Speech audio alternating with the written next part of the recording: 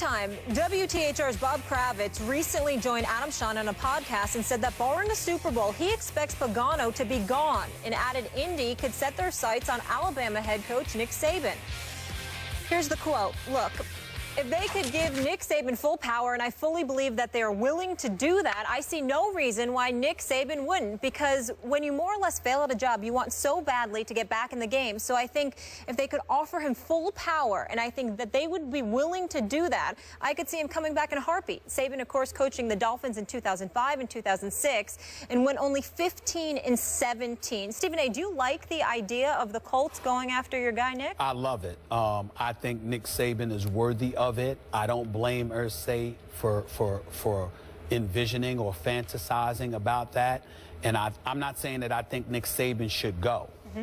If he's happy at Alabama, loves teaching young men, being in the national championship picture every year, Roll Tide every Saturday afternoon, it's 100,000 people at your games, and he's cool with that, and he wants lifetime security, then stay at Alabama, because they certainly ain't gonna fire him, I can promise you that. If he has an itch to scratch because of his tenure with the Miami Dolphins, however, and he has something to prove on the NFL level, then I would say go for it. But that's his call. I would tell you this, I love it because I think he's worthy of it. I think his reputation, his record, his accomplishments are deserving of it.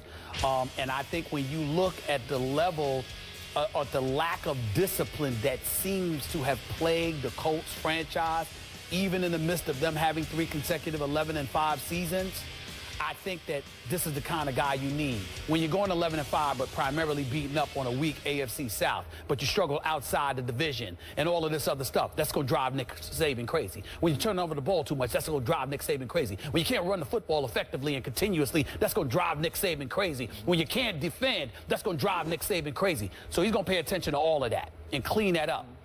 The only reason that I don't love it to the A level is because of one name and one name only.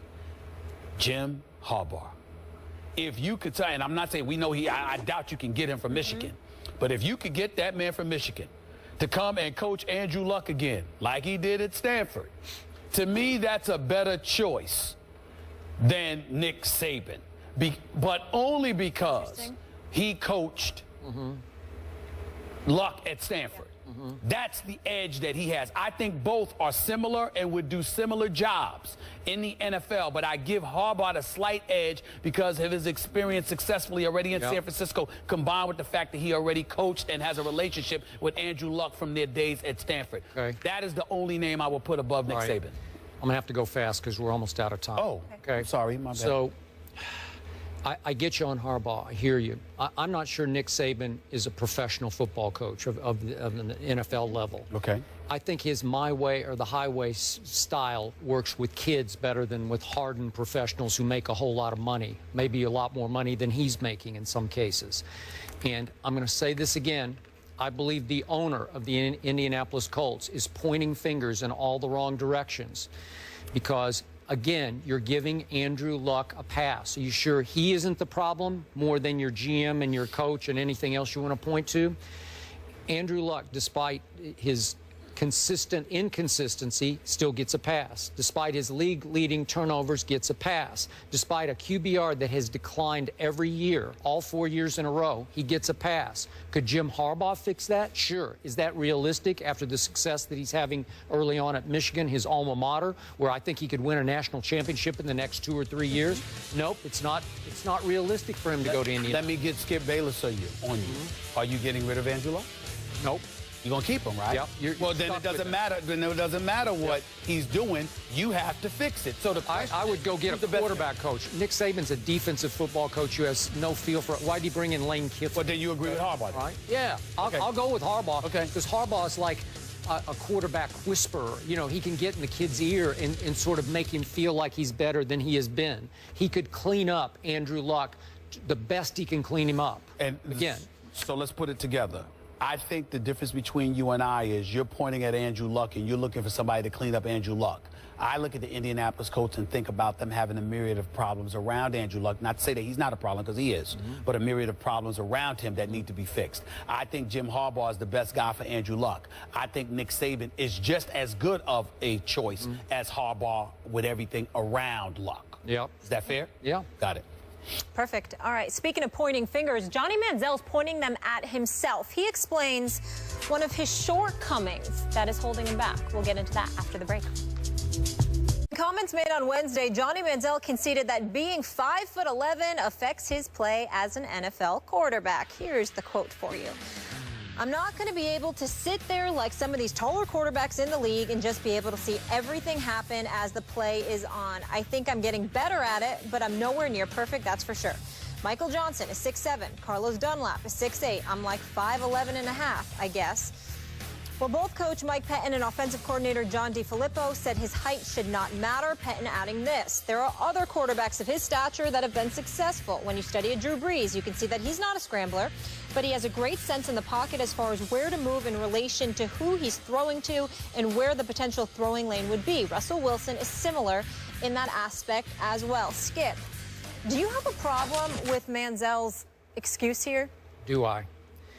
I opened the show by expressing my disappointment in Dez Bryant. I'm here to tell you I am far, far more disappointed in a Johnny Manziel, to the point that I've just about heard and seen enough of my man, Johnny Manziel. You know, it's bad enough that the other day he admitted to the cops that he's been drinking alcohol after 2 months of rehab. But this even cuts on a football level even deeper. Now he's making an excuse for his height after we all remember that he campaigned before his draft that he was going to show the NFL that height did not matter. He tore up college football at this height. He said, I will measure 6 feet tall at the combine, and he measured 5'11" 3/4 inches. And now he's saying, I'm 5'11" and a half, I guess. You guess? You're a 1/4 of an inch shorter than a Drew Brees, who did win a Super Bowl. You're actually 3/4 of an inch taller than a Russell Wilson, who probably should have won 2 straight Super Bowls. It just seems like to me that even Johnny Manziel has now started to give up on Johnny Manziel. And the one thing I never thought he would lose was his confidence.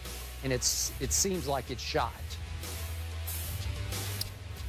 Skip Bayless, I think you're being entirely too hard on Johnny Manziel here. Once again, he's a quarterback. He's a guy you thought has a lot of potential. You thought he should have been a first overall pick by Houston. He's disappointed you in a myriad of ways. I understand that, but I think you're being entirely too hard on him, and here's why. Johnny Manziel may have not used the right words, but what he was saying, in my opinion, the way I interpreted it, is that that's not the kind of quarterback that I am. I'm a quarterback that scrambles out of the pocket, that makes plays, okay? Not just standing in there trying to look over defenders and anticipate with timing routes, etc., where to throw the football and to whom. Last time I checked, when Skip Bayless raved about this kid and his potential, those were the things that you alluded to. The fact that he wasn't somebody that was going to be the conventional QB standing in the pocket. You acknowledge that at some point he would have to be able to do that in order to be successful, because every single snap can involve and entail you scrambling out of the pocket and evading on rushes in order to make a play. That you were going to have to be able to stand there and take it. But nevertheless, his claim to fame is exactly what he alluded to. Now, the timing of it isn't good. The word usage of it is good, because you have a self-defeatist attitude from the perspective of literally stigmatizing yourself as a guy who needs to run in order to be successful, like as if you're not capable of standing in the pocket. Yeah. But in fact, he's heard it so much, and he's looked at what he has had to deal with, that he's simply saying to himself, to be the best that I can be, to be the Johnny Football that you all know, this is what I feel I need to do in order to facilitate success. Okay. That's how I took it. And all I'm saying to you is, you were the guy that talked about all of those skills of elusivity and beyond that he brought to the table. You didn't say that he would have to do that and not pocket pass. Okay, remember. But you brought in all of that stuff, I kept too. telling you before the draft, what I love most about Johnny in his last year at Texas A&M, he led the nation in completion percentage from the pocket. He threw darts at Texas A&M from the pocket.